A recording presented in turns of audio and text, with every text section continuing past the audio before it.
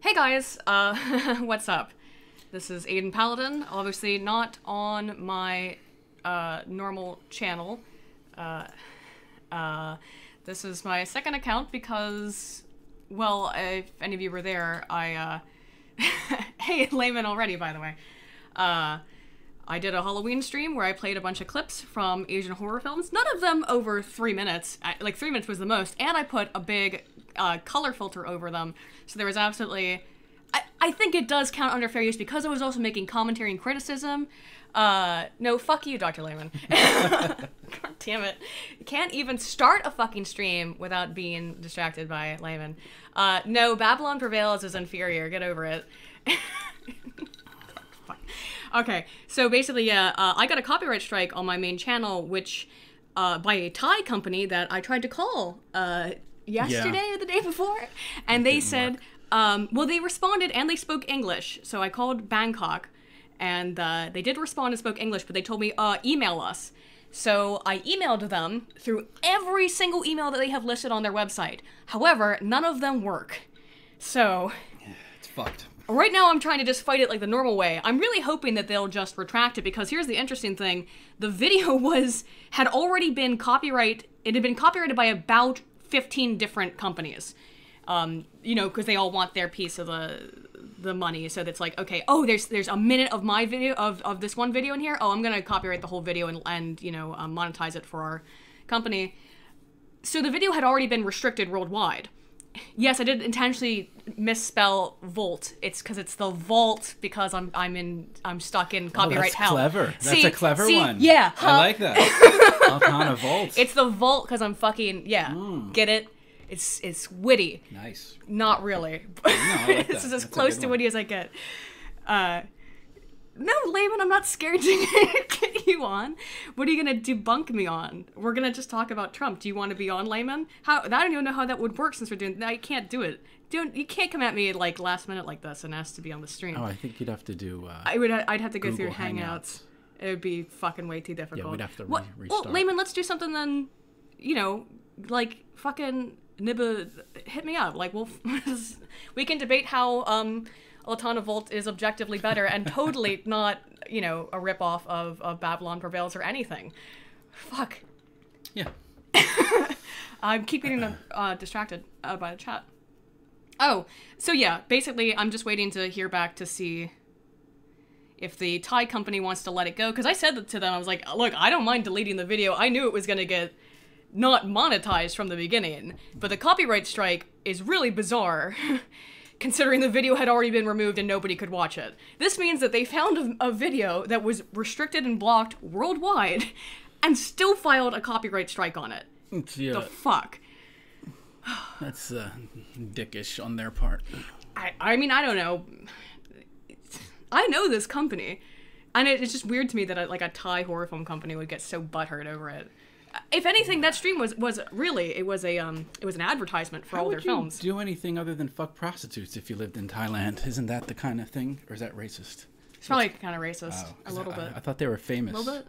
No, I mean it's true. They are famous for that. But people from America would travel over there. Well, that's why they don't speak English, I guess. Oh. They don't call it Bangkok for nothing. Fuck. Oh my god, this is you know, we've started out really on a. Yeah, we're supposed to be talking about Donald Trump. Yeah, that is the topic. It is not your God Emperor. It is not how Babylon Prevails is inferior, although that is demonstrably truth. I don't know what that is, so I'll take your word really? for it. Yeah. That's like Layman's catchphrase thing.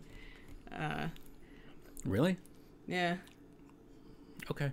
Yeah. See, he doesn't even know it. Therefore, clearly one is superior. All right, so what we're here today, I'm not biased at all. You're not. There's nothing that could be done to me that would make me biased. No, you're extremely objective when it comes to, all of this. Okay, so really, so on November 8th, we were preparing to do this stream. I log into YouTube and find out I've got this copyright strike. Well, my email, I was like, oh, fuck. So I thought maybe it would have been resolved by now. It's not. 3 months, unless they resolve it. Right. She gets a 3-month ban. Right. I need to make that clear, guys. If this doesn't go, if they don't resolve this with me, and I think you have to be a real piece of shit. I mean, no offense, but come on, guys. What? I'll just delete the video. Also, I don't care. So if it doesn't get resolved and they don't retract the copyright strike, it will be 3 months. That's February until I can stream again on the main channel, which is why this is the vault, because it's, yeah, I'm locked out of streaming. Hitler's in the chat. Oh, hey Hitler, what's up? Also, I can't get super chats. If you look, however, below, there is a Streamlabs thing, and your Streamlabs will show up on the screen. I will try to address them. If I miss them, just tell me I've got Streamlabs up, and I will try to read them.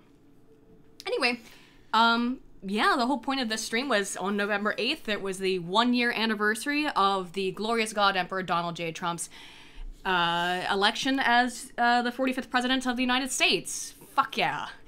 Election night was the most... you know how sad it's going to sound. This is going to sound really pathetic. But that was the most... I think that was the most hype and just the most fun night that I can remember of my entire life. Not like my 21st birthday. Not, I don't know, don't mean to sound like a DM on Twitter regarding a question I had. Buckman21, thank you. No, I might not have gotten that. I get confused by it because, like, if I don't follow someone back, it gets put in this pending thing, and then I forget to check that. Sorry, I'll look. But thank you. No, I've lost my train of thought again. Oh! Talk about election night. Election night was awesome. I was talking to a bunch of poll people on a Discord, and I mean, there were like 400, 500 people on this Discord, and it was just, that was the most fun night I can remember, of getting drunk and singing, like, the Battle Hymn of the Republic with a bunch of poll tards. It was great. Yeah, okay, Layman, let's go. A square go, like. Anyway, that was awesome. So I really wanted to sort of celebrate the year since the election on the 8th, and then also Hard Bastard and I have very different reasons, despite the fact that we both voted for Donald Trump. We have different reasons for voting for him, and different, I don't know if it's opinions in general, but different outlooks on him. Yeah. So I think, as usual, this would be, this would be a good time to sort of, we'll give a, it's not quite his first year in office, since he wasn't in office until January 20th. But yeah. Enough time has passed, I think, to give a good report card. Right. So this is the report card for Trump's first year. Now, there are so many things to talk about over, even though it's been 9 months, not a full year. Yeah. There's a fucking lot to talk about. Mm-hmm. So I've pulled up a couple articles. You can see this Newsweek article with a great, as always, great freeze frame on Trump's face. Just, he's looking particularly red there, too. Not flattering. Anyway, just to kind of keep us in line, because otherwise I think it's too much to tackle. Oh, maybe what we should start with is Pence's. So sure. Pence to USA Today had a few things to say about Trump's first year. So this was posted, I think, on the 8th? Yeah, so this is pretty new. Again, I found mainstream media articles, I do have a Breitbart article about how Breitbart was mad at him, but just to show they're not completely Trump dick suckers either. Oh, let's, before we get into it, we should state our biases and outlooks on Trump. Okay, well, I was never a Trump supporter or a Trump fan. I voted him solely because I thought Hillary Clinton was going to, based on her own words, put a no-fly zone in Syria, which, based on the testimony of General, I think his name was Munford, that could be wrong, so don't quote me on the name, but that you would have had to go to war with Russia if you were going to do that. Then, of course, all the things with the WikiLeaks and whatnot. So my decision to vote against her was I wanted to do what I felt gave her the best chance to not win. And so I didn't go third party because I thought that voting Trump would give the best percentage of her. It was the best chance of her to lose. I was surprised she lost. I did think there was a very good chance that people like Sticks and Mitchell, I think Bill Mitchell, is that his name? I thought that when they talked about the hidden Trump vote, I did think there was something to that, and they turned out to be completely right. There's every social psychological reason for it, too. So I'm gonna basically have like two ways that I judge Trump based on a metric of what I think his supporters and what he promised in his campaign, and then what I personally look for in a president, which is completely different than all these things, because I really don't. I have a much different like standard that I would judge Trump on. So. Yeah, I was a little bit different.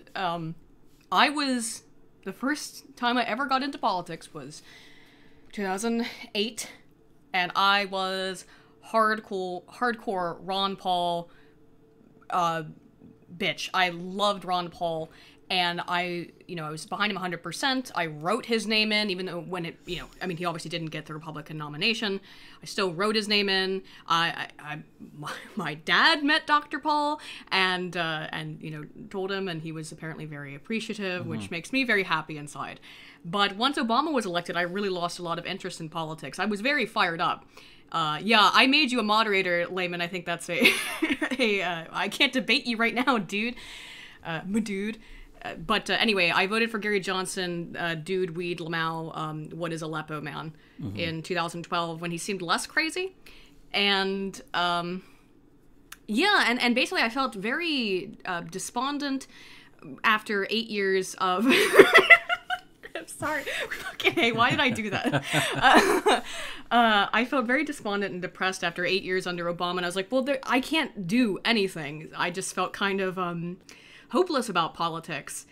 And really what happened was, when it started up in 2016, I just said, I don't fucking know. I remember when Ted Cruz announced that he was running, I was like, oh, fuck this guy, God damn it. I'll revoke that mod shit real quick, dude. Use your powers wisely. With great power comes great responsibility, my dude. Anyway, and then Trump just, seemingly on a dare from Obama, said, you know what? Fuck you, motherfuckers. I'm gonna run for president, too. And my immediate response was, this is the funniest shit I have ever seen. So I immediately liked it because I'm all about the memes. I sincerely originally got on the Trump train just because I thought it was funny. And I don't think I'm alone. I think there are a lot of people who were just like, we were despondent, we were depressed, we were so unhappy and unsatisfied after 8 years of Obama. We're like, how could it possibly be worse? Yeah. And why not just, crash this plane with no survivors? That was kind of my initial draw to Trump. However, I also really liked the things he said. One, I liked his patriotism, and I liked his focus on nationalism. So I was very big into that. I've always, since Ron Paul, of course, been an isolationist. I can't debate you, Layman. What the fuck do you want? Later, fucking DM me, dude. So, I liked his policy on immigration. I liked his many of his policies, particularly that, in that get out of these wars. Now, he hasn't done a good job on that, and we can talk about that, but to really deal with ISIS, for example. But for me, mostly, it was the focus on jobs, the focus on American jobs, the focus on getting rid of things like NAFTA and TPP, or at least reforming NAFTA, we can debate that, getting rid of Obamacare, and, or repealing and replacing, and dealing with border security and immigration issues. These are I did support Trump on a lot of the things. Not everything.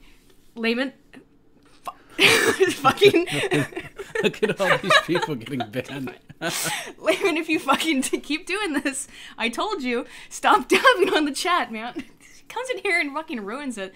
I mean, I am responsible, but we'll see. So I'm the one with great power and responsibility, and I've used it clearly unwisely. Anyway, so with that being said, I was a Trump cheerleader, I guess. I was very much pro-Trump.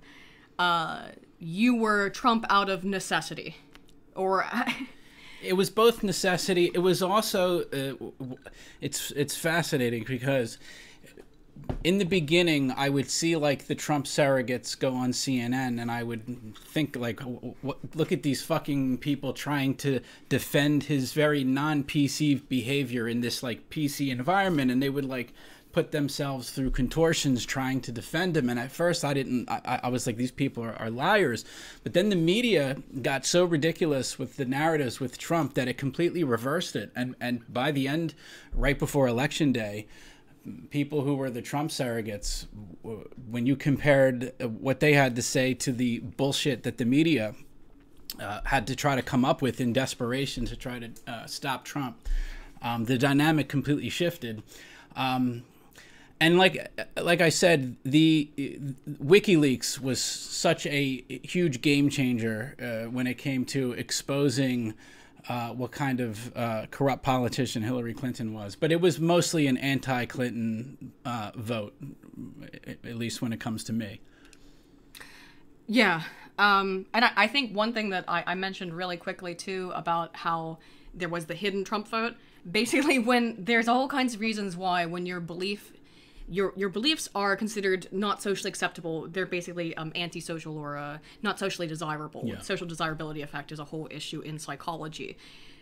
You tend to not express those out of fear of repercussion. The interesting thing is that there are some data that indicate that when you keep that shit inside and hide it out of fear of repercussion, it actually emboldens your beliefs. So the people who kept their pro-Trump support and their pro-Trump thoughts and feelings inside and didn't mention them became more and more hardline Trump supporters, potentially.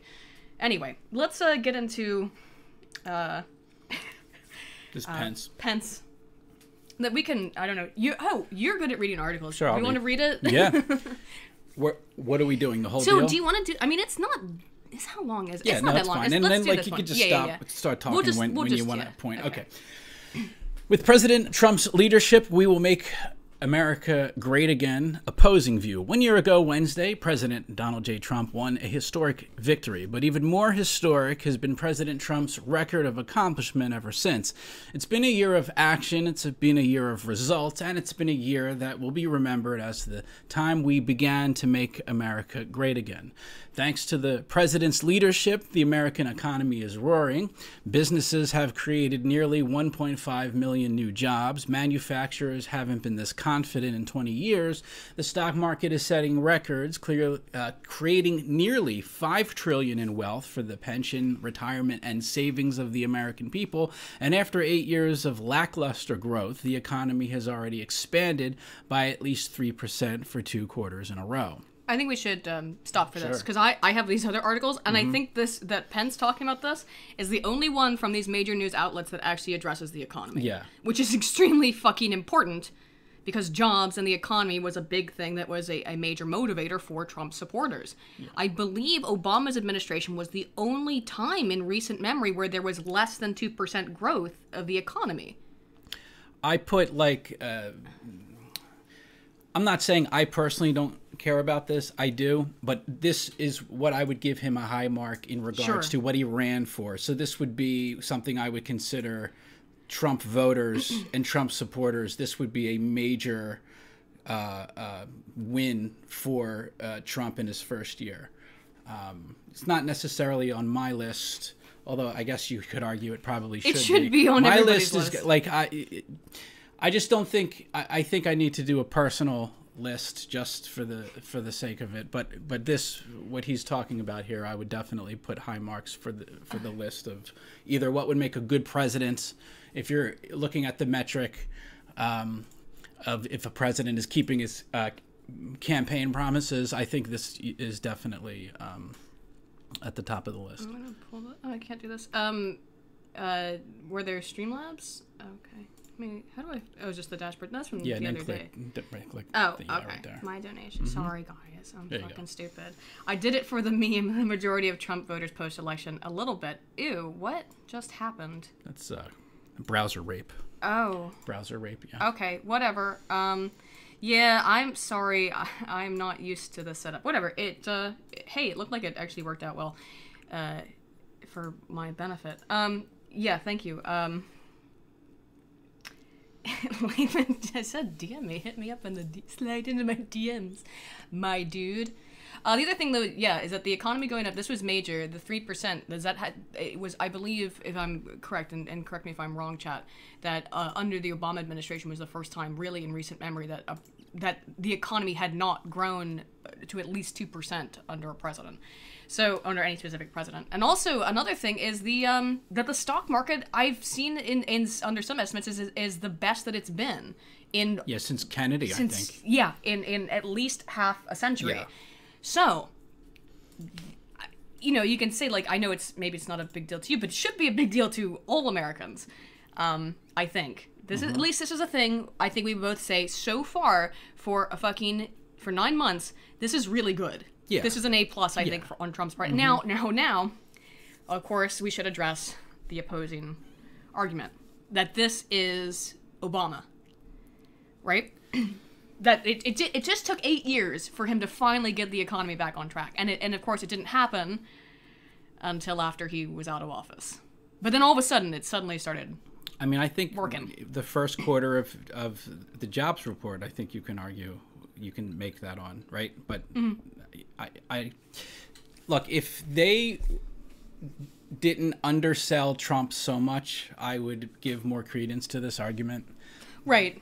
But they won't even give him credit for basic shit. I mean, they even claimed that the reason Trump has nothing to do with any of the benefits of the border security, and that was all Obama. I mean, so take it with a grain of salt. Yeah. Well, I mean, to be fair, there was some of that shit that Obama faced as well, coming out of Bush. Sure. I saw that as well.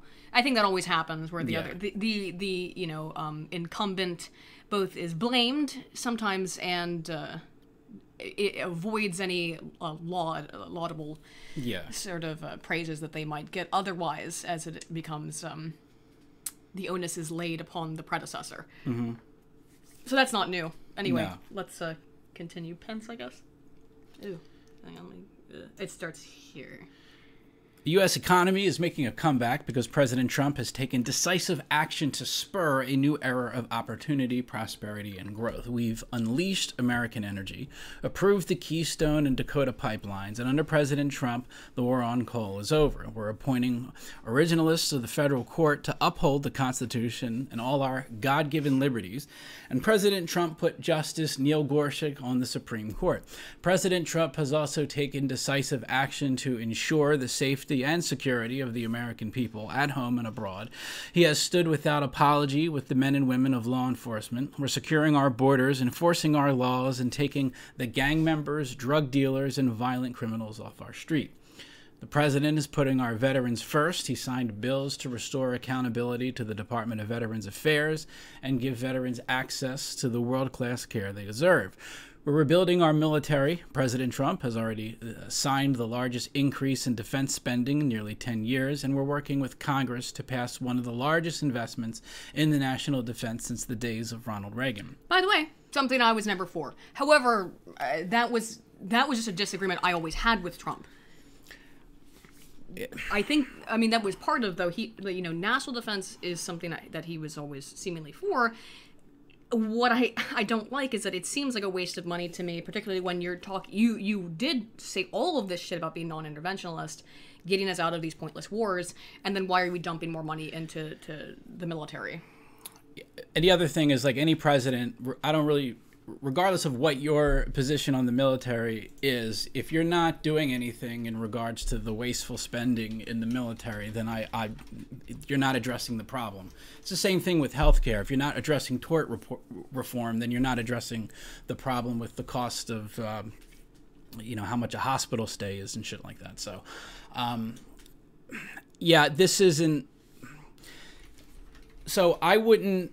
This is not something that I think is legit, that I would put on my list. I would actually probably grade him more of a negative since he hasn't addressed wasteful spending. And I also, based on the bombing of this Syrian airfield, I would also give him low marks for that, for the Trump supporters as well. Sure. Actually, do you want to talk about that now? Sure, yeah. So the bombing, now, on one hand, you can say that we've made some significant improvements on fighting ISIS. Yeah, absolutely. They are definitely more on the ropes now Yeah. than they were before. And that's something that I am okay with when you have ISIS is, without question, a terrorist organization that is a threat to national security and to the country. So, yeah, it makes sense. It's the same reason why I'm really up in the air on the North Korea thing, because it's like, well, at some point, when can I not be non-interventionalist if we're being threatened with war? Yeah. You know, or threatened with significant harm and damage. At some point, or our allies, as Japan and South Korea absolutely are. So, yeah, I think that we've made a lot of headway on fighting ISIS, and that's a good thing. But the Syrian bombing, that seemed, and this is, we've talked about this, I think, a little bit, which is that Trump's a deal maker. A lot of the things that he's done that have pissed off his own base, I think, are part of them not really being able to understand that he has to make compromises. And that's why the fuck we elected him, is because this is the guy who wrote the book, The Art of the Deal. However, he has a propensity, and it's a major flaw, to be overly emotional and act out of emotion, particularly when it comes to his family. Yeah. Because he's very much a family man. So when Ivanka comes to him in tears saying, "Daddy, oh, the poor Syrian children," then he bombs them. Yeah, that wasn't good. It was a very stupid move. Yeah. I did not agree with that. I made a video about it. And I don't cover current events that often, as you guys know, mostly because it's too fast for me. I have to do scripted shit. I just can't. I can't keep up with it. Like, you do daily news, which, you know, so that's like your shit, is keeping up with current events. I try to keep up with them, but I can't do videos about it. That one I did, though, because I was really pissed. I was really pissed off at the Syrian bombing. That was not what I voted for. However, there hasn't been an excess of that precise thing. I'm not anti-interventionalist. I am anti-interventionalist if it's for bullshit reasons. If you have legitimate reasons, I don't have a problem with it. I think the other major, I guess there's really been several military operations, but the one that I didn't have a problem with was the Moab bombing of ISIS. Yeah, go ahead. It didn't seem like there were any civilian casualties that I was aware of. It was a generally successful bombing, and bombing terrorists I'm generally for, so that was an instance that I had no issue with that I would give him good marks for that one.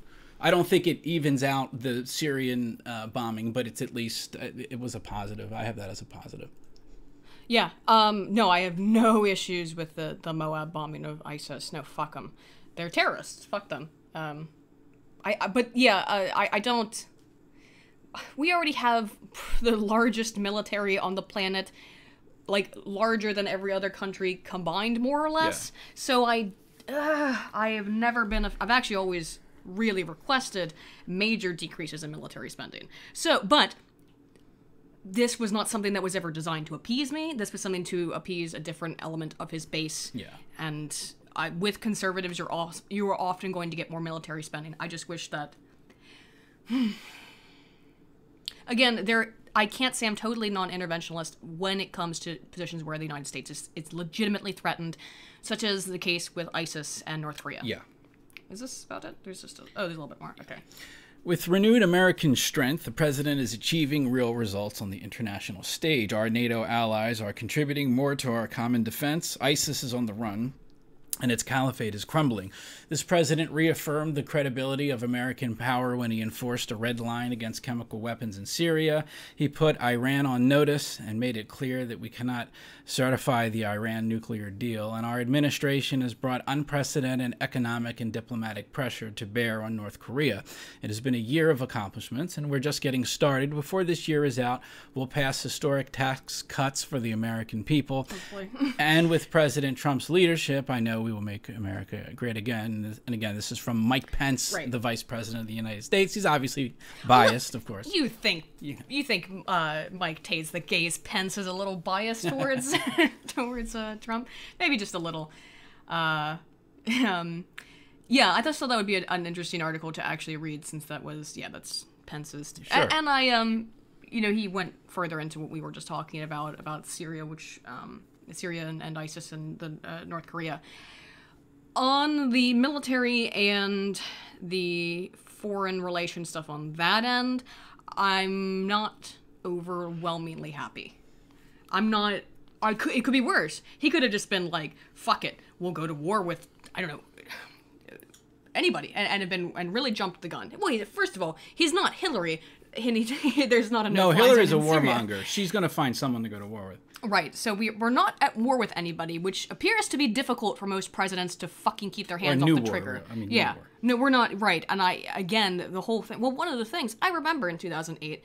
When everyone was like, oh, we're finally going to get out of all these wars in the Middle East under Obama. No. That was one of his major things. And in 8 years, still doing that shit. Yeah. So I don't want to see a repeat of that. But I do understand that this 9 months is relatively short. And we still have not defeated ISIS, so... Yeah. Now, if we, quote, defeat ISIS, is it not a very real possibility that just a new fucking form of them will pop up? Yeah. This is a whole different subject, but overall, I give them high marks for ISIS. That's one of the things that's more important, not more important to me, but that I put of high importance, and I do share that with his supporters, that I think that a lot of his supporters think Obama was weak on terrorists, and yes. Trump is not weak on terrorism, and I'm on board with. Right. Which is interesting, because even when I was more lefty, I always felt like you had to be hard on the terrorists. I remember after 9/11, when there was like a shift towards really like being upset with radical jihadists, and then there started to be some pushback on the left, like, oh, you're being too hard. And I just remember, even when I was a lefty, I'm like, no, we're not too hard. These people want to kill us. We should. That was weird. That was a very weird shift, because like, you remember what's his name, the puppet guy, comedian. Yeah, he had to retire, I think, his jihadi or his dead terrorist. Dead terrorist puppet, because it became culturally insensitive.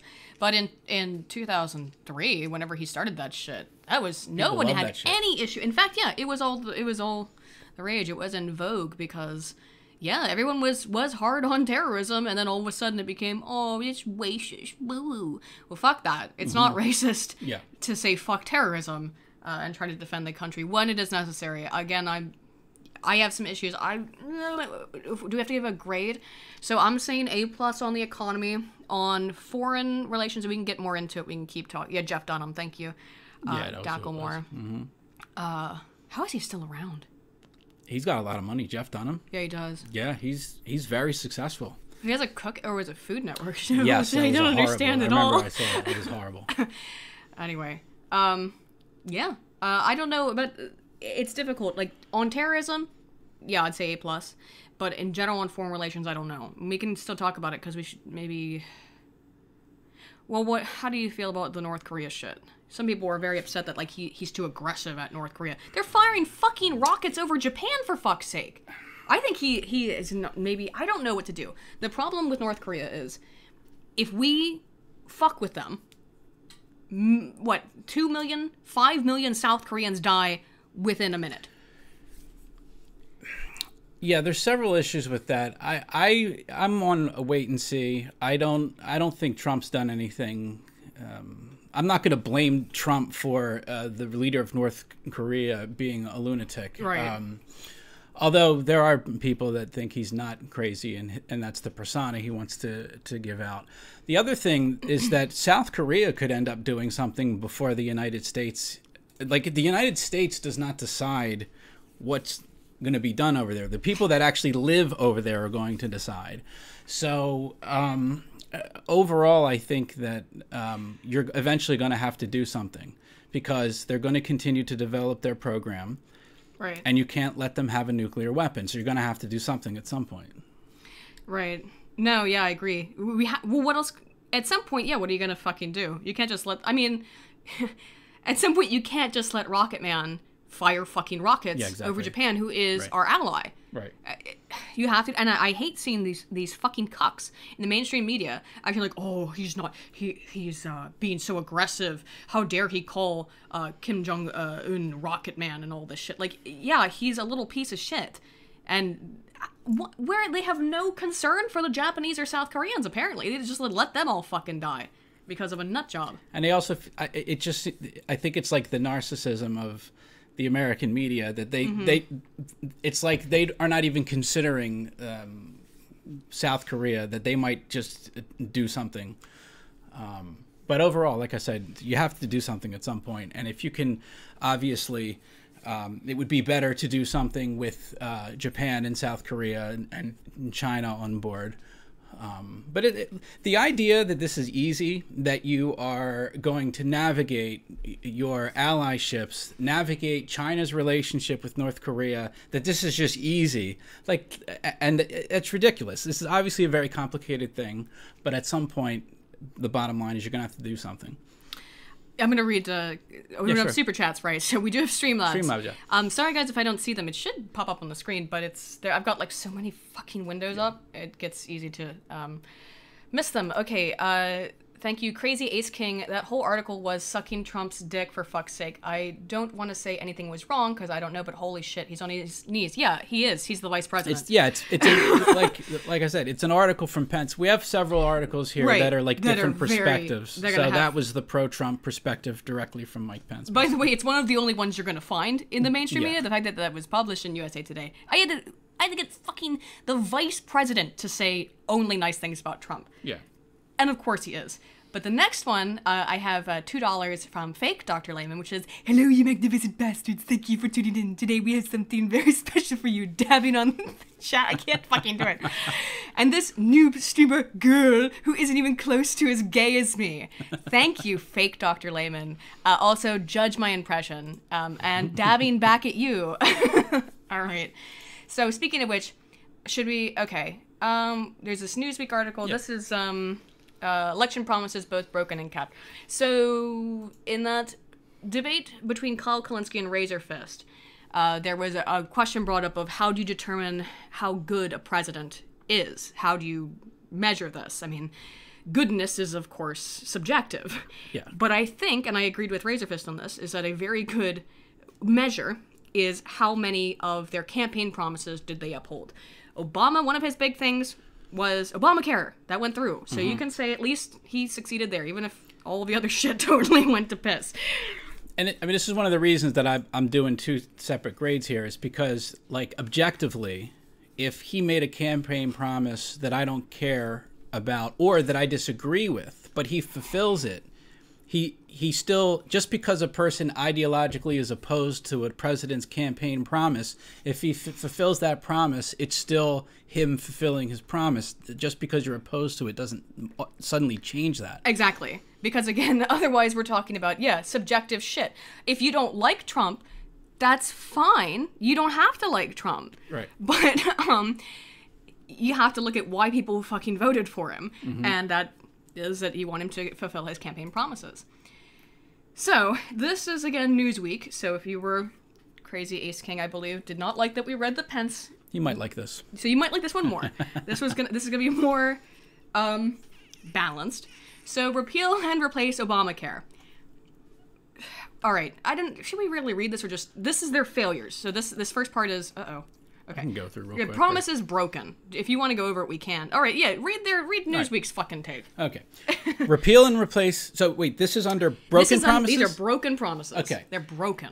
Repeal and replace Obamacare. Trump has called Obamacare a disaster, repeatedly promising to fix his predecessor.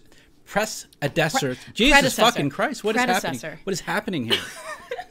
Predecessor, signature, healthcare, and even pledging to repeal it on his first day in office.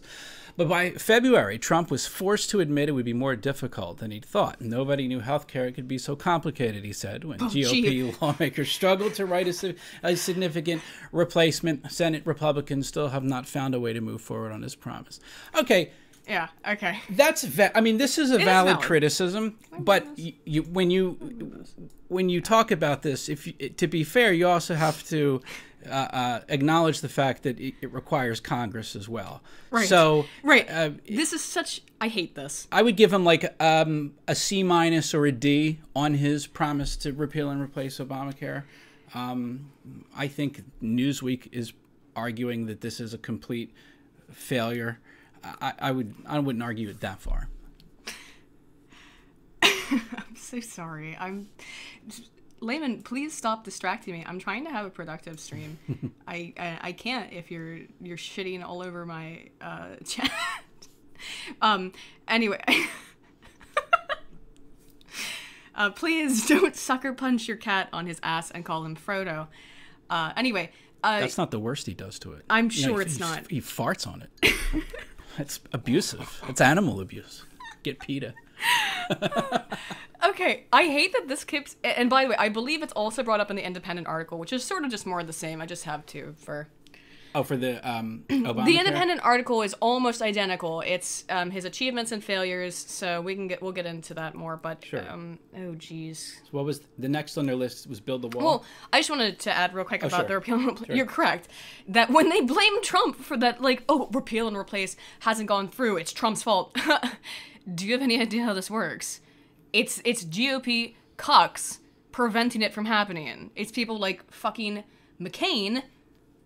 Give his thumbs down. Right. Fuck you, McCain. Right. Fuck you, man. Yeah. Now, I admit that apparently it seems like there were maybe some major issues with some of the proposed repeal and replace plans. Yeah. That's very true. However, I just don't think that repeal and replace, by the way, it's not broken. How many years did it take for Obamacare to go through? I mean, if you want to argue that Trump oversold how easy it would be, that's fine. Absolutely.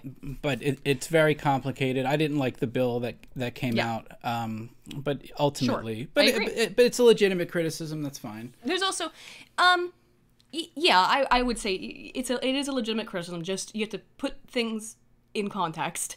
That this is not like Trump is just not doing it because he's lazy or something. Mm-hmm. This is not something that he can sign away with an executive order, like it's not that simple. And you're right, yeah, he probably oversold the ease at which it could be accomplished. I mean, it did take a whole term, essentially, for Obama to get the Obamacare Universal Affordable Care Act passed. Yeah. So, it would make sense that it would take a long time as well. So, I don't agree with Newsweek in terms of broken, as with any of these. Broken implies that it's... Like it's over. Over. Yeah, it's not over. Whatever. What we could debate linguistics and semantics. So... Build the wall. Build the wall. One of Trump's most famous early promises became a rallying cry for supporters on the campaign trail. But Trump hasn't advanced plans for a U.S.-Mexico border wall since signing an executive order directing money for construction. Isn't that advancing plans? I don't understand. That's a bit retarded, Newsweek. Budget negotiations... Hey, but they were broke. It's a broken Right. promise. Budget negotiations with Democrats have stalled his efforts, and DHS Secretary John Kelly admitted that it was unlikely that we will build a wall, a physical barrier, from sea to shining sea. Is this the only paragraph about the wall? I think it is. Let me see. There's a picture here. That's okay. Now, this is, I would argue, this is a complete bullshit take. Right. From what I understand, the funding is an issue. They haven't done that yet, but it's a complete contradiction to say they haven't advanced plans and then there was an executive order. And they just put up the prototype. Yeah. So this is happening. Now this is, okay, so I don't give a fuck about the wall. I give a fuck about border security and enforcing the laws. So if he wants to put a wall up or increase the wall, that's fine. I don't give a shit about that. His supporters, I think a lot of them want the wall as a symbolic thing, I guess. Yes, the wall is on many levels symbolic. What they want is, and I want to get into this Breitbart article because it brings up some things that don't get talked about a lot, because the fucking MSM, these fuckers, would rather basically, I'm not saying outright lie, but really obfuscate or twist the truth in terms of what's happening with the wall by saying it's a broken promise, than get at things that are actual issues that have happened. And I think the Breitbart article is going to be excellent for that, to get more into, well, it's there are problems, and they're not the ones that you're bringing up because you're too busy with this Russia shit to have any fucking clue what's actually happening within the Trump administration. The wall, however, for most of us, it was about border security. First and foremost, the wall was a symbol. It was a rallying cry, more than it was a physical manifestation of anything else. So, but they're fucking doing it. Yeah. And Mexico will pay for it one way or another. They'll pay for it in sanctions. Like this is the thing with the media will also say, oh, Mexico's not going to pay for it. The United States has Mexico over a barrel in several ways, and first of all, you could go to Trump's site. I think it's still there, and he lists the options that you could enforce, and if you wanted to, you can. So I will give Trump a major failing mark if in the end Mexico doesn't pay for it, because there's no excuse to not have Mexico pay for it, because you have Mexico fucked in the ass. Right. So they have no choice. Now, you can argue diplomatically that might not be nice to say to a company, or excuse me, a country. Well, we have you. It's racist. We have you over a barrel, and we're going to extract. You're being extremely racist. Our pound of flesh, but he can do it, and I think it was a promise, and he should do it. But overall, so yeah, under this, I would say this is happening. I don't give a fuck how long it takes, because there are other things that have happened with border security that I give him high marks for. So if there are people that literally want a wall and want it immediately, if those Trump supporters, they might not, unrealistic right? too. They might not like this, but I put this in border security and as a package, and I give him very high marks for that on both my list and on his Trump supporter I think he's list. doing the best, and some of these things he's been stonewalled. Yeah. We talk about border security too, like the travel ban. Yeah. We're not the Muslim ban. Right. It's not, but whatever. Isn't that fucked up and making like really huge. This whole thing has always pissed me off. Like, oh, you're saying only Muslims live in this country? Right. Okay, Oh, so that's weird. let's talk about that. I didn't have a problem with the initial challenge, because I didn't like that they tried to take away green cards and visas that were already issued. I think that's fucked up. It is. The remainder of the challenges are bullshit. Yep. And one of the main arguments from the judge is that apparently because one time, even though it's evolved, because yes, Donald Trump did say that he wanted to ban Muslims from coming into the country. That evolved. And if you actually look into this incarnation of the travel ban, most of the countries, except for, I think Syria, the first and second one, I think Trump added Syria to a list that Obama came up with. Right. So they lied about that and said it was Trump's business interest, which it wasn't. That was complete bullshit. I think the most latest one actually includes North Korea. Does and Chad. Yeah. And so, but they'll still call it a Muslim ban, but apparently... Didn't you know that North Korea is a Muslim... Tell all the Muslims in North Korea that they're going to have extra scrutiny coming over. I know. So, yeah, it's bullshit. And that's not... Again, this is not his fault. I agree. The first version of this was fucked. Yeah. But it didn't pass. But it's now going back to the Supreme Court now? I think the Supreme Court has some of it is good, and the remainder is up in the air. I thought they were supposed to resolve it in October. Yeah, but I think there it's was still another being... the cucks in Hawaii and Maine. Yeah. Are still fighting it, so whatever. it's to be I think overall though, Trump's doing the best he can. He is like, I'm not Ann Coulter and be like, progress made on the wall to date, 0 feet. Yeah, fuck you. She's being ridiculous. And I like Ann Coulter, and I know that's a little bit of an unpopular thing to say, but I've been reading Ann Coulter's books since I was 16, so judge me for that as you like. It's not like or dislike with Ann Coulter. I just don't believe her. I don't believe she's real. I think she is real. I think she is real. I do, and that's, we've disagreed about that. Or if she's real, she purposely says shit to trigger people. No, absolutely. She's she a doesn't shit believe stirrer. that. She is a shit stirrer, without question. She's a shit stirrer. That's what similar. the fuck she does. Anyway, so I think Trump's done the best job he can do in terms of this is border security, and I think he's done great. Do you want to give him a grade on border security? I'd give him an A on border security. We have to talk about DACA, but we'll get to that. Okay. I don't know if that's really is that in the? That's going to be in the Breitbart one for sure. Okay, sure. We'll wait for the Breitbart one. But so far, it's an A. So far, I would say A on that. So this is so dumb. And by the way, this is also in the Independent article on the locker up thing. They both include this as failures or broken promises. Dude, Trump walked this back immediately. Like, we really need to. I'll tell you this. Monday, I think we'll know a lot more about this, depending on who those indictments are for. If they're for, I believe there's either anywhere from 30 to 300. It's probably 30. 300 sounds amazing. If they're Clinton people, then Newsweek has dropped their load way too early. Don't even bother reading this. The independent article says the exact well, same we shit. talked about the Muslim ban. Yeah, okay, so we've done both of these. But look, Lock Her Up was, again, it was like the wall. It was more symbolic than it was anything else. People know at this point, at large, that the Clintons are crooks. Mm-hmm. The Clintons have very much abused their positions of power. Yeah. And I'm not trying to be a total, tinfoil hatter, but, well, if you cross the Clintons, it sure does seem like you have a little bit of a higher propensity or a likelihood to end up in a tragic gardening accident or something. Fuck. Yeah, that's Layman, true. you said It's fucking true. earlier that I have never once said to you that mixed methodology is not superior to quantitative methods alone. We've had this exact conversation that mixed methods are... I'm sorry. Okay. I'm getting hard, so it's okay. Go ahead. You don't know anything about social science. That's okay. I know. So what do you want me to recode? Okay, what? Okay, 1 equals 0, 2 equals 1. Okay, then what? Then 2, okay? What the fuck do you want? That's an interesting scientific calculation because it looks like it spells the word gay. Yeah, what fucking A? You know what we'll do? Here's what we'll do. I'll give you a data set, and let's just run it through SPSS, and we'll see who can, I don't know, what do we want to do? What kind of, what's a type, what's your favorite analysis? I think, were you like, your mixed methods, what do you like? Shit. What's the one you always talk about?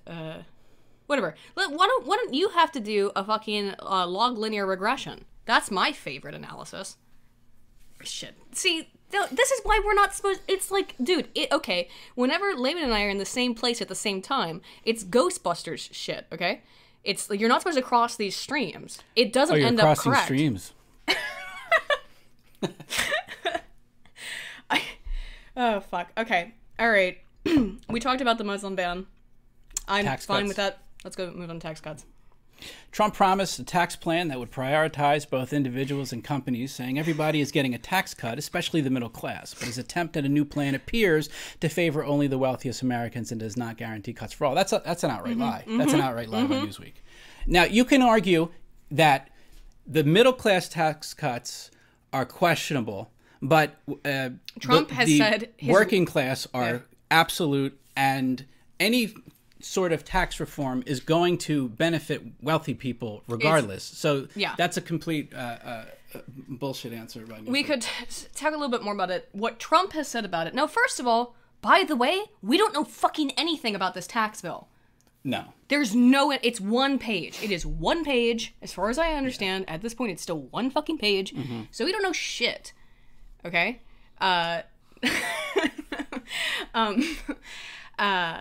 So we don't know shit about it.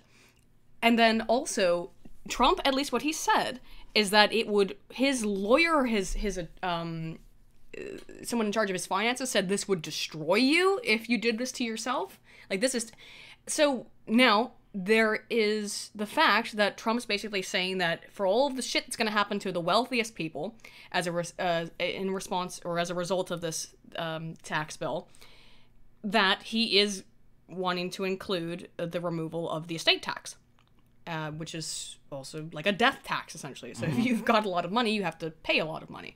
Now, this is, again, the art of the deal guy. So he's saying, I'm going to give this one thing to the wealthiest Americans so that they don't fucking shit their pants in rage. Mm-hmm.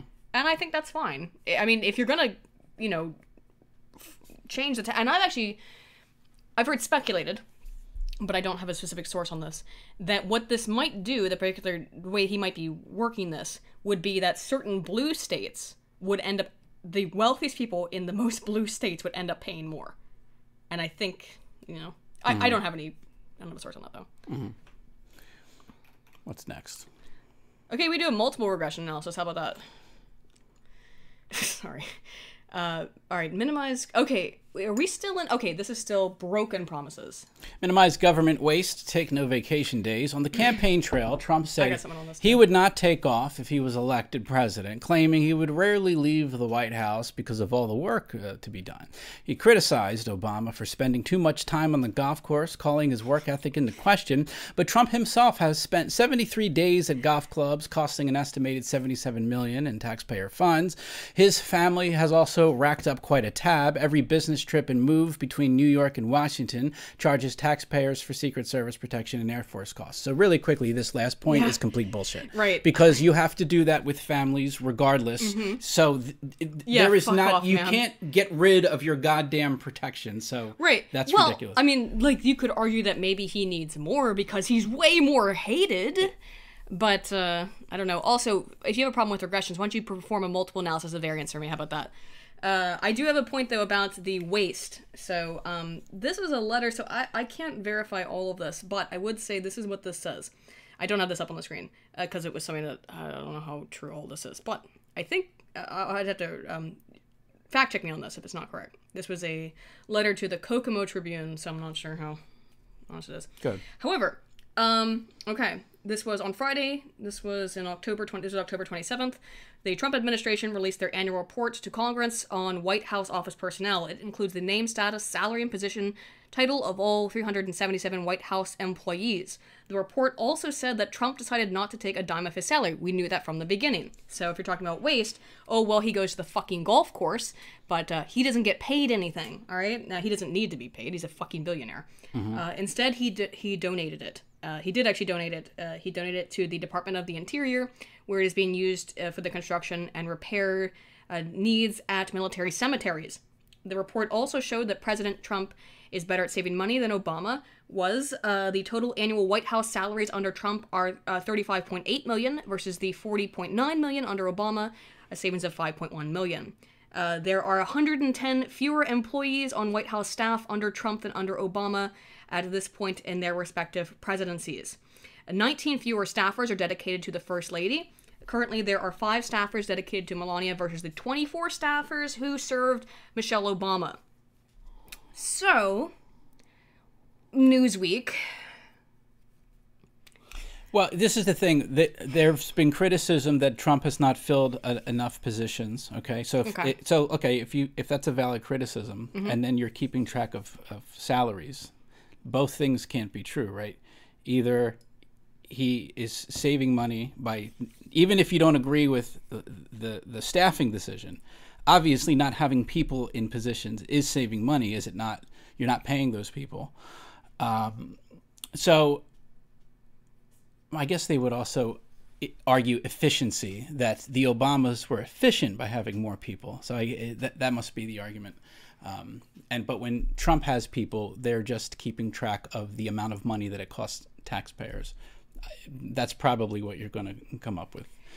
I'm just saying, like, you're talking about, if you're talking about how Trump has to pay more money, $77 million. I mean, I guess, but what is that compared to, Obama? And in here we find he's at least saved 5.1, and he didn't take the salary. Well, this and Obama took golf trips as well.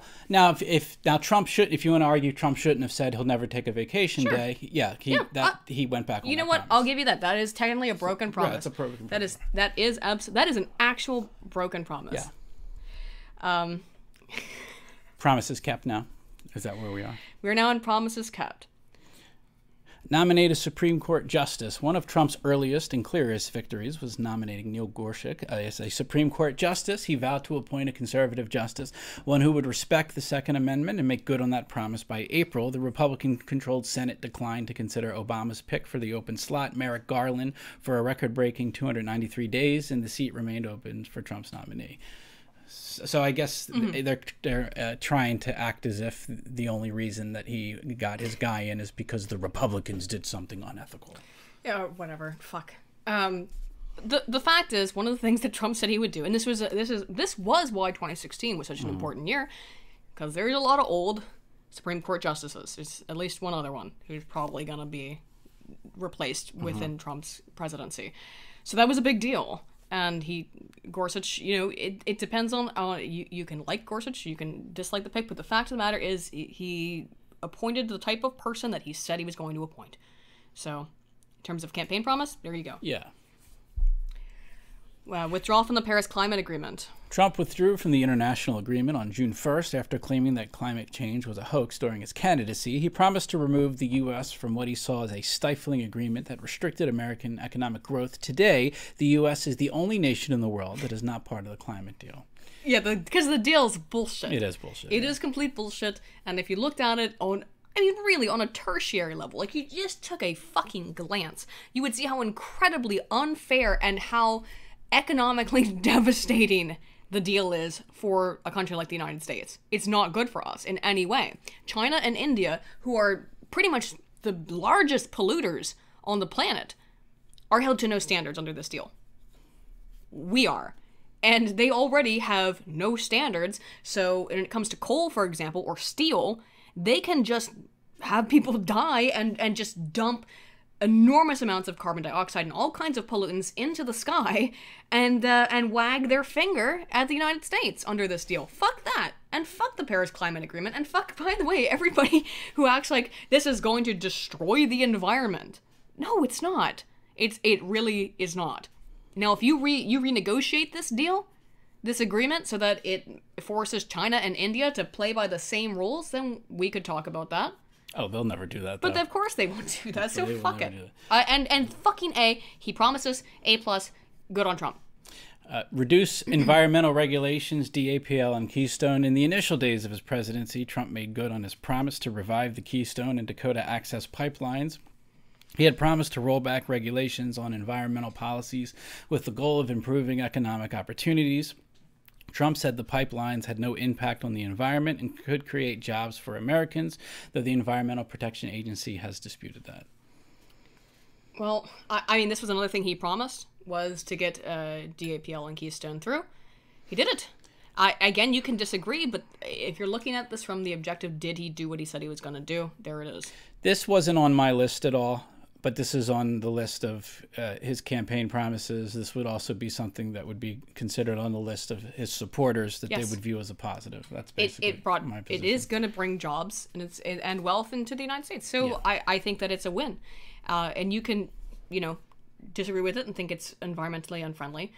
I really got to say, guys, though, you need to look at the shit that happens literally in India, but in China and India, of how much they pollute the environment. And if you want to lose your minds over America being such a huge polluter, you know what? This is interesting. Iceland, okay, is technically the cleanest country on the planet in that all of their energy is provided through geothermal heat. So they don't have coal burning plants. They don't have anything like that. All of their energy is provided by it's on a volcano. The island is. However, Iceland is also the country with the highest cars per person ratio on the planet. They don't give a fuck. No one says shit to Icelanders. And it's lucky, I guess, that they have that geothermal energy, but unfortunately, we're not all living on fucking volcanoes. And, hydroelectric energy has certain limitations in that there's only so much hydro energy we can sap. And it's the same thing with wind, and it's the same thing with solar. So until we accept that nuclear is, at this point, our best, most efficient, and safest, and cleanest option, if you're not going to accept nuclear, because you know that they don't want to, because my Chernobyl, which is or my Fukushima, fuck off. I did see a streamlabs. Then you're going to have to accept this. Sorry, you're going to have to accept oil, you're going to have to accept coal, you're going to have to accept natural gas. Sorry. I did see a Streamlabs. Let me... Okay. Let's see. Oh, we've got a couple, so I'll read these real quick. Gabriel Lopez lithograms, excuse me. Yeah, that must be an old school hard bastard viewer. Yeah. Lithograms, good times. Yes. What did you get wrong today? What? Or you didn't get wrong. No, the other day. I said something the other day. Yesterday. I don't remember what it was. I don't remember. There was something earlier. Oh, well. Ministry of Wrongthink, what are your thoughts on 4chan's Q clearance? I'm waiting to see a little bit more about, it looks like there might be some validity to it. I'll weird shit. Sometimes shit that happens on poll seems legit, and very often it does end up being legit, but I'm waiting for further confirmation on some of that stuff. Thank you, Ministry of Wrongthink. And Crazy Ace King, Chinese coal is like Chinese food. They produce a lot of it, though you probably don't want to know how they made it. Very much so, considering how many Chinese people die in the production of and the mining of coal. It's really fucked up. My dudes. Okay, so he did what he said he was going to do. Crack down on immigration, another famous promise from Trump's days as a candidate. He repeatedly said that all undocumented immigrants have to go. He reduced his promise from deporting all 11.3 million undocumented immigrants to deporting only those with criminal records, which is closer to 800,000 800,000 people. ICE raids have ramped up, but the most notable effort to reduce the number of immigrants was by ending the DACA program.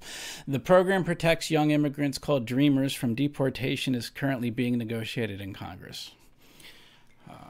My take on... I might want to go to the Breitbart article, but go ahead, yeah. After this, I mean. My take on this is I agree with going after criminals first, and you're always going to have the unfortunate situation where there's people who are not criminals that get caught up in these sweeps that are still in the country illegally.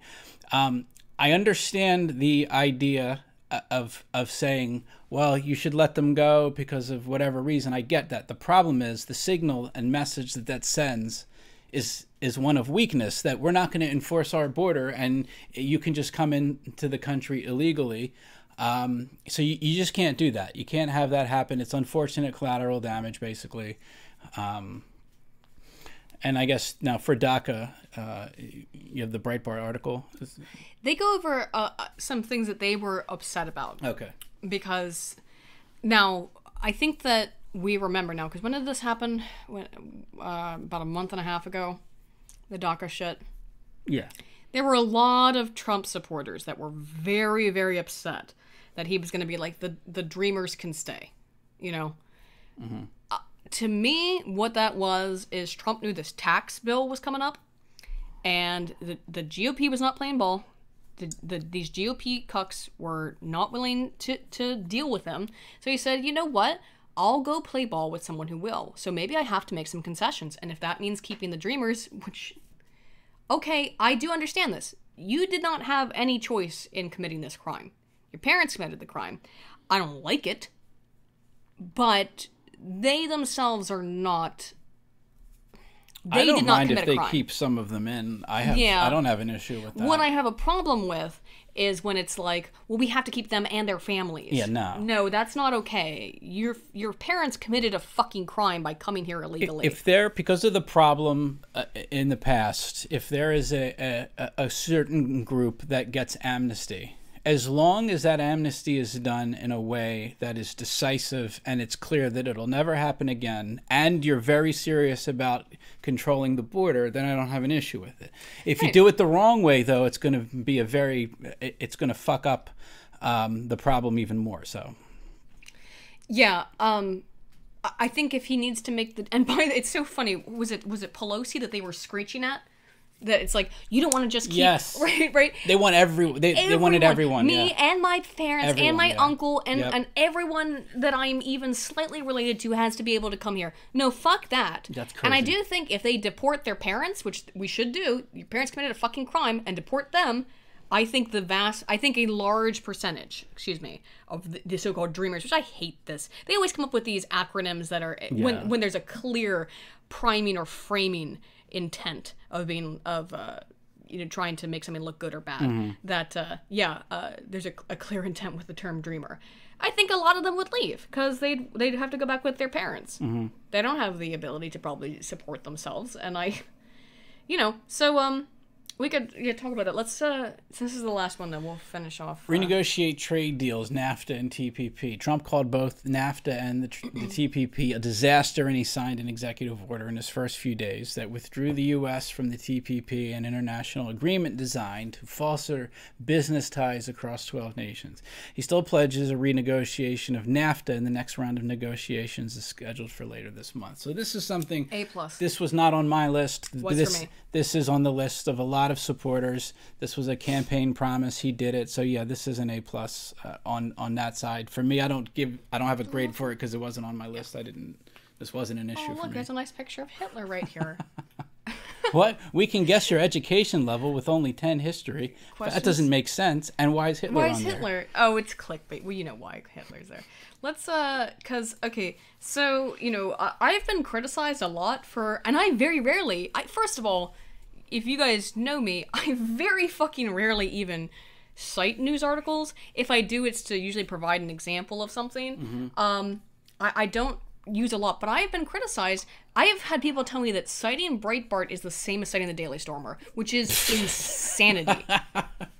Citing Breitbart is not the same as citing the Daily Stormer. Oh my god, you gotta be kidding me. So when was this published? It might be because of that fucked up BuzzFeed article.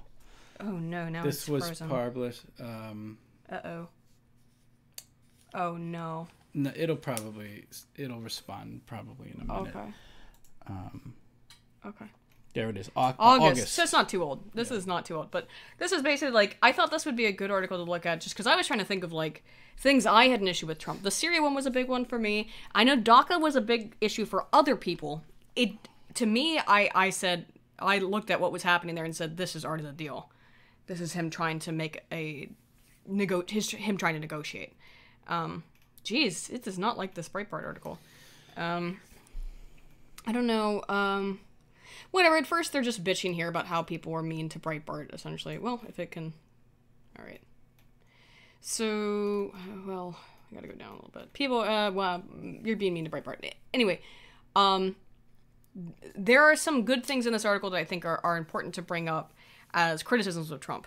That legitimate ones, not bullshit ones, because I think some of the things we went over in that Newsweek article were... Yeah, clearly bullshit. Trump okays DACA's amnesty. This is a case of heart. When Trump said that those who received President Barack Obama's executive amnesty can rest easy because this is a case of heart, Breitbart News reporter Neil Monroe wrote, the Friday comments confirmed Trump's reversal of his 2016 campaign promise to stop the DACA quasi-amnesty created by Obama during his 2012 re-election campaign. He created the program in 2012 by telling his immigration enforcement officers to provide young illegals with free work permits instead of repatriation orders. The program has allowed at least 770,000 illegal immigrants to find jobs in major U.S. cities, even though tens of millions of Americans outside the cities are unemployed or have given up trying to find work. Since his inauguration, Trump's deputies at the Department of Homeland Security have awarded new work permits to illegals who claim they arrived before age 16, despite Trump's Buy American, High American slogan. Trump's support for the DACA program is one of the biggest flip-flops, said Mark Krikorian, director of the Center for Immigration Studies. Again, I think we can argue what this was about. But I think that for a lot of Trump supporters, yeah, the DACA thing was a big issue. It looked like he was flip-flopping. I think I saw it as a tactical move. But, and yeah, what the fuck's going on the right-hand side of the screen? Marianne looks like she's sucking a dick, but it can't be a dick. It's something. It's like it's a popsicle. Okay, well, it's a little bit lewd. It's a lewd popsicle. Also, I was asked a question by Sinatra. Which one would you fuck out of these two? If you now you're gonna fuck. You're fucking forcing. No. Okay. No. All right. Okay. So you're going to fuck. You're fucking both of them at the same time. Okay. Hang on. You're fucking the conjoined twins. All right. But which one do you make out with?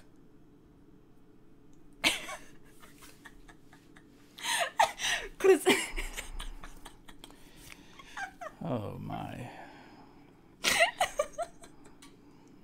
Well, the one I said, I guess you got to make out with both of them to be polite. No. Well, no. What if one doesn't like it? You fucking rapist. Well, only one of them likes it. I guess you put your Nintendo Switch screen up in front of her face or something. I don't know. What would you do in that case? Well, I said the one whose head's looking up, not the one whose head's looking down, because I felt like she looked sadder. And like it would be kind of like, you know? Yeah, I guess you gotta. The one I don't like the left one. Put a blindfold on or something. Well, I mean, yeah. What do you do? Like, does she just? I mean, I don't know. This is a difficult question. This is a hard question. And what does the other one do while it's happening? Does she like to read? I don't know. She read a book and give her a book or something. mean, that Tom Segura bit was that she gives pointers on sucking dick. She coaches the other one. Oh, that would be interesting. Maybe she dirty talks. Oh, okay, that's it. Yeah. Oh, that would be interesting. So that way you get the the dick suck. That's a wild experience. And the advantage of also having the dirty talk at the same time. Wild experience. Wild. What the fuck is this? I'm so sorry I got distracted. Trump Latino advisor. POTUS wants to preserve Obama executive amnesty. DACA people have nothing to worry about. This is more DACA shit. I don't even know if we should go over it more, but it's another case where Breitbart apparently was not happy with Trump. We know none of them were happy over this DACA shit. Again, to me, it was, you gotta make concessions. I'm fine. See, this is the problem with some of this, is that it hasn't been resolved yet. So, right, that's true. Like, okay, so if Trump gives anyone amnesty, I would give him a lower grade based on the Trump supporter list, but not on my own list. I would only give him bad marks for amnesty if he did it in a manner that wasn't strong, that it did it in a manner where, like, it wasn't clear and decisive. This is going to be the only time we do this, and we are enforcing the fuck out of our border.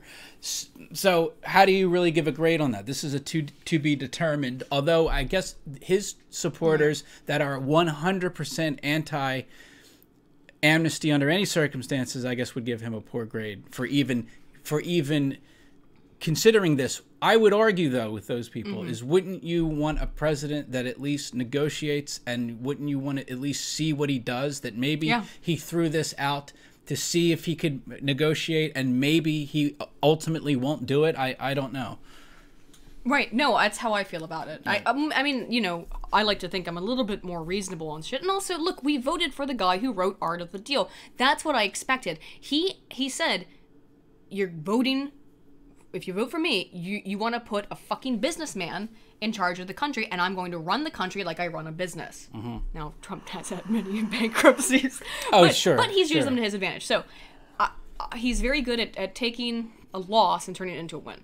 In a way. So when I see him do something like this, yeah, it's like, okay, I'm not sure how much of this is... I don't see it as flip-flopping yet because we don't know yet. It's not settled. So this is 3. Trump quietly continues Obama's catch and release at the border. Breitbart Texas editor Brandon Darby wrote, President Donald J. Trump is allowing former President Barack Obama's catch and release of illegal immigrants to continue deep into its administration term with no end in sight to the controversial open borders protocol. Border Patrol agents are once again sounding the alarm and alerting the public about the separation between D.C.'s rhetoric and the realities on the U.S.-Mexico border, a practice that the agents hoped would become unnecessary under the Trump administration. So this is fucked. Are we talking about catching and releasing into the United States or releasing back into Mexico? I don't actually know. So let's actually real quick. Should we look at the article? Look at this. Let me see. No. Open Borders Protocol. If they're releasing them into Mexico, I don't have an issue with that. I don't see what other move. What else can you do? I don't want them here. Into U.S. communities. Oh, yeah. Okay, that's fucked. Then this is officially fucked, and I don't agree with this at all. Yeah, that's a horrible program, and I would give that's an F. That's an F on both lists for me. Yeah. So that's an F on a hard both F. lists. So that reduces my border security A grade to a B minus. Yeah. And what is it, A plus on the Trump list? So then I guess to a B. Yeah, I would say that's... I remember reading this the other day, and yes, now that that's confirmed, that is releasing them back into their sanctuary cities. Yeah, that's fucked up. That's not okay. That needs to be addressed. That really needs to be addressed. Okay, so the border wall behind Seattle, whatever. We've talked about that too. We've talked about that. This is another thing that is a little bit more about the border security shit. Breitbart News calls out Trump's administration for printing additional H-2B visas on July 17th. Breitbart News reporter Neil Monroe wrote, Homeland Defense Secretary John Kelly will print 15,000 additional H-2B visas for foreign blue-collar workers in 2017, according to a statement from the agency. The decision was forced by GOP leaders in Congress and is a betrayal of President Trump's campaign promise to deliver blue-collar jobs to Americans, says one opponent of the wage-cutting program. The decision was forced by GOP leaders in Congress. For whatever reason, they put that twice. Yeah. Okay, did he run on getting rid of this program? I'm not necessarily opposed to this program. I think the issue is how many people that you bring in. I'm not inherently against it. I'm against it when it's taking jobs from Americans. Right, yeah, me too. But that becomes a very difficult situation because then you end up in this, well, Americans don't want these jobs, but then they can't get them either. It's 15,000. That's not a lot. 15,000's not, that's also not a ton. I would prefer we mostly import, if we're going to import workers, we prioritize, which is what Trump has also done. We haven't talked about that. Trump wants to, he said this, that he wants to prioritize skilled workers. I agree completely. I have no problem with skilled workers coming into work in this country or move here. I have absolutely no problem with that. The problem is when you import millions of illiterate, unskilled workers who do not contribute anything that's unique to the country other than, by the way, being paid slave labor. Wages. Because that's the whole thing. If you saw this, I'm sure you did, after the crackdown started. We're getting rid of our sanctuary cities. How will California produce any goods if the farmers can't pay their illegal migrant employees a penny a day or $1 a day or whatever it is? These incredibly low wages that they're essentially indentured servants. Yeah. And I have such an issue with that because, by the way, I support human rights, and I think that's incredibly awful to do to someone. Yeah, absolutely. So, sorry, if you think it's okay to pay people slave wages, well, I guess keep these people. I don't know. Yeah. But if these people they're here legally, they have a visa. If they decide to come here, they do work that is required or needed. I don't have a problem with it personally. I would say this is probably like the more strict Trump supporters would be upset about this, but overall, I don't have an issue with this. Right. What else do they have? Is this it? Or there's two more. Border wall. We already talked about that. That's again for the more strict ones. Okay, this is That's funny. They have this same thing over it's the same shit. Newsweek. That's funny. And the Independent, because I don't know if there's anything more we want to talk about really outside of these, but let's definitely not. Well, this is still, we're working on this. Yeah, Obamacare did that. Yeah. Did that too. Bill is a gift to illegal aliens. Well, it's not. Who knows yet? We'll see. Yeah. Again, this is so much of this is up in the air. We can't. Now, this was interesting. I think a little bit. Education Secretary Betsy DeVos. There isn't really any Common Core anymore in schools. In April, Breitbart News reported, U.S. Education Secretary Betsy DeVos said Monday during an interview on Fox News America's Newsroom that there really isn't any Common Core anymore in the country's schools. The secretary's comments came in sharp contrast to President Donald Trump's statement at a CEO business town hall several weeks ago. During that meeting, Trump returned to his campaign promise to end Common Core standards and once again make education policy the domain of state and local governments. This really isn't on my list. I don't know how many Trump supporters. Education is a major thing for me. Yeah. Well, for me, it's a big thing because, well, I'm highly invested in education on every level. So, if you're mad about the term slave wages, near slave wages, indentured servitude is what I called it. So. They are slave wages, but whatever. Well, because if you're paid wages, you're not a slave, but okay. Okay. So it's enough for you to live in a house, because technically, slaves were paid in that they were allowed to live in homes and given food. So that's what I mean by slave wages, if you got an issue with the term. So, I haven't seen as much movement on the getting rid of Common Core, and if she really, I'm sure she did, so that there isn't any Common Core, we haven't seen that gotten rid of. We also haven't, it looks like, I think Trump did just sign an executive order to increase funding for, trade programs, which I very much support. I'm an enormous supporter of trade programs because, frankly, people go to college who should not be in college and have no reason to go. But I wouldn't say, for me, the education shit Well, there's one more, so let's do the other education one, I guess. How long is this? Oh, it's just this, and then there's some bonus thing. Local control states grumble at Trump's Education Department's criticism of educational plans. U.S. Education Secretary Betsy DeVos has touted a move toward the end of federal control of education, but more states are finding the Trump Education Department, much like the former President Obama's, is still attempting to control their decisions from Washington, D.C. See, I don't know. I mean, that's a kind of vague statement. Common Core is awful. If you guys know anything about it, I've made a video about it, at least one. There are a lot of problems with Common Core. I want to see it removed. I want to see a lot of federal programs removed and really have education control go back to a more state level and really allow, I mean, I don't know, don't teach fucking Scientology in schools, but there's some, like, basic restrictions on what the fuck you can teach in terms of not teaching insanity. But, and I'm open a little bit on that. I don't know. We've never talked about that. What's your opinion on people teaching? I don't think, like, if you want to teach creationism, that's okay, but you have to teach evolution as well.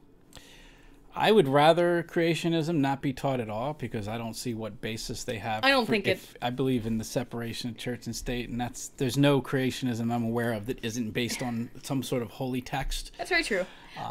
My only thing is that if a local government really wants to do that, I struggle with it because it's a question I don't know the answer to. If a local government really wants to include that in their curriculum, I don't know if I would say they can't do it. I don't agree with it. I'm obviously not a creationist nor a Christian, but yeah. So then the question is, where do you draw the line then? Mm-hmm. Because then you could argue that, like, the Nation of Islam, different from Islam, the Nation of Islam could argue. Although I don't know, I think it's similar. Whether it's Jacob or God rubbing the back of Adam is how man was created. I mean, where do you draw the line between creationism and that? It's basically the same bullshit. Nonsensical fairy tale crazy shit that is not provable. So yeah, that's a complicated debate. I'm also not the best person to talk about religion for because I'm basically against it. Well, look, so if it even smells of religion, I did not have the obvious. I obviously did not have the background and the same situation that you did regarding religion, but I was also very much mistreated by Christians. Sure. So I was certainly no fan of Christianity for a very long time, and I'm still not a cheerleader for it. It's just that I don't know. See, I have no problem with Catholic schools, and I have no problem with private education being able to do that shit. If they're private, they should do what they want. Certainly. Yeah, maybe so. Public, you're right. Yeah. Separation of church and state in public schools is correct. However, private schools, you get to do whatever you want. Okay. And I think that's really it for this article. And I think, we've been going for an hour and a half. Yeah, like so the final grade. Should we just try to, like, I don't know what else is in this independent article. I think we've covered mostly everything. So, okay, my final grade, my own personal grade, there's some negatives that are not covered. Oh, do you want to do the LGBT, the trans ban in the military just real quick? I just don't care.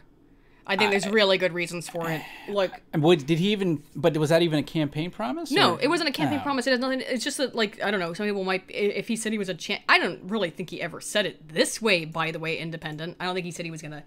Okay, he said he was gonna fight for you. Okay, but the trans ban in the military is a monetary thing and a logistics thing. Now, if you want to say trans people can serve in non-combatant roles, I would be like, okay. But if you look into this, people who are trans have to take hormones every day. If you're a trans woman, you do have to dilate your artificial vagina, usually about once a week, and that can take up to an hour. These are things that kind of blow. And it also means that if you don't have access to hormones, it can totally fuck up your system. I think also the thing is that it's a little bit crazy to, I at least think it's a little bit absurd to, look, if being transgender, if having gender dysphoria is a mental disorder, then like any other mental disorder, you are restricted from military service. If it's not a mental disorder, and you're allowed into the military, then getting gender reassignment surgery is therefore elective and not required. and not covered under the vast majority of VA procedures and insurance. Mm-hmm. So you got to pick one. And I think the easiest way to go about it is just say, nah. Because it's a shit show, isn't it? I think if you've created a system that gives people an incentive to join the military to have medical procedures, that's not good. So that has to be resolved. I'm still waiting for someone to show me a group of people who have a medical condition that requires daily medication that is considered battle ready or able to. Right. And so far I haven't seen one. So if someone does have an example of that, then I would be more, then I would say then obviously Trump is being unreasonable. But until someone presents me with that, I think my position stands. The decertifying the Iran nuclear deal, he achieved that. That's a positive. Sure. I would say both on my list and Trump's list. Still to do. We just talked about how the economy was doing really well. Now, of course, here they're attributing it to Obama, as we talked about in the beginning. So whatever. I think we've. Oh, there's that fucking twins again. Yeah. Anyway, I think we've been over the vast majority of things that have happened over the last 9. The big issues. Yeah. So my negatives, there's negatives that are not on that we haven't talked about that I would, if you're asking me personally about a president, because like my view of politics is they're basically bullshit. I do like talking about them, but I want a president. If you're asking me personally, this is different than the list that I hold for the Trump supporters. Like, I want a president to immediately come out and make weed legal. So I that's a negative for me. Now, certainly he didn't run on that, and I acknowledge that. My overall grade, it was a C- until I read about the potential for Scientology to lose their tax exempt status. So my overall grade for Trump is a C. The two major things are not being at war with Russia, which he's achieved. There's not a no-fly zone in Syria. I didn't like the bombing of the Syrian airfield, but it didn't seem to go past that. I like what he's doing with terrorism. I like what he's doing with ISIS. I like what he's doing with the border. My overall grade is a C. For his supporters, and when I say supporter, I don't mean like, obviously any one of his supporters can give his own grade. When I'm talking about supporters, I mean like what we saw in the debate with Razorfist and Kyle, that I think it's reasonable to have a metric to judge a president by. So if you're going to judge the president on the metric of campaign promises for his supporters, I'd give him like a B+. Yeah. By the metric of campaign promises, I'd say a solid B+. B+. Yeah. I won't do the A. I won't go the full A. We did not talk about weed at all, but that was not a campaign promise. I'm just a little bit. He had implied that he was going to go to the States. It looks like that's stonewall. So there's the other negative of Jeff Sessions. Yes. Jeff Sessions, like, I haven't really discussed my personal negatives that much, but like I said, the weed is one. The Jeff Sessions with the program to give police departments military equipment, I hate that shit. Disagree with Jeff that 100%. Sessions' view on weed, Jeff Sessions potentially we both have an equal issue with massive Jeff Sessions. Negative. Those there. are not even all the issues I have with Jeff Sessions. Civil asset forfeiture, massive negative. I'm not a fan. Yeah. I've never been a fan of Jeff Sessions. Okay. So, seems like we've got there's an issue with Jeff Sessions more than Trump, though. But they're inexorable a little bit. if you had a person in Sessions' position that was pro-weed, do you think Trump would be purposely fighting against him? I don't think so. I think Trump would go along with whatever the person he put in that position would do. Yeah. Sessions was a strategic choice, and I think that it's difficult to get rid of him now.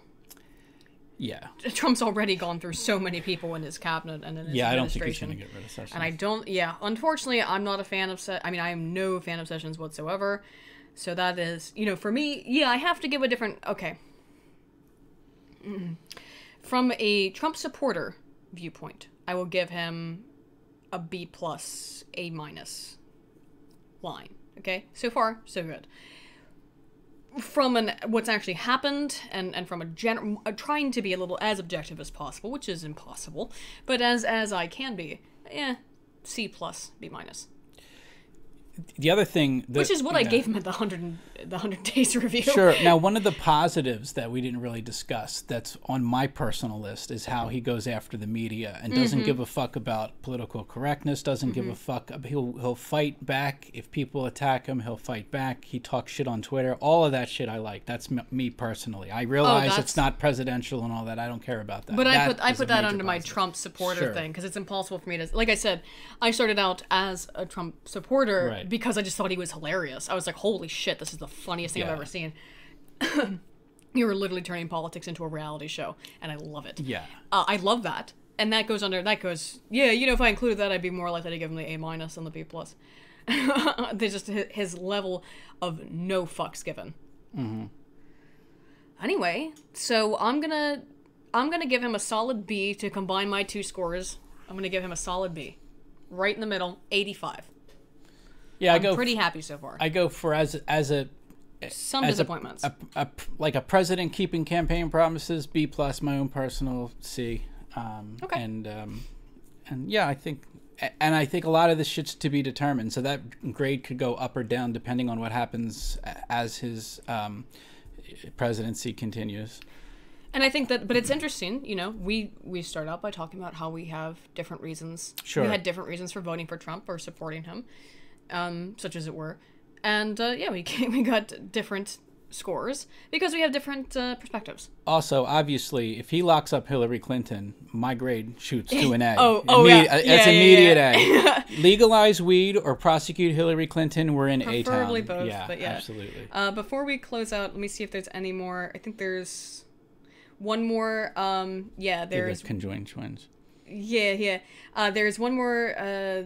Not super chat. What do you call these? Streamlabs from Crazy Ace King. Thank you. Question about the Hensel twins. If one dies, does the other die at the same time, or do they live until the dead twins' blood poisons them? There's an episode of the X-Files called Humbug. Yeah, wow. Jesus, I really know the X-Files. Which is about people who live in a town that used to be essentially like run by the Barnum and Bailey Circus, I think. No, it was P.T. Barnum, I think.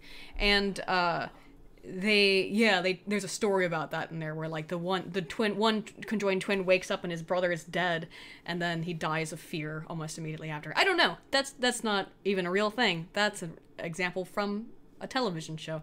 But that's all I know about that. Probably, I don't know. Would you die of fear or just die from, because the blood poisoning will kill you? I don't know. They probably do. They share a heart. How did the one die? I think it depends on each like conjoined twin and how they die. Right, and like what do they share, what do they not share? Okay. Anyway, thank you so much, guys, for showing up to the stream on a completely different channel. I don't know. Again, I don't know if I'll be using this channel again.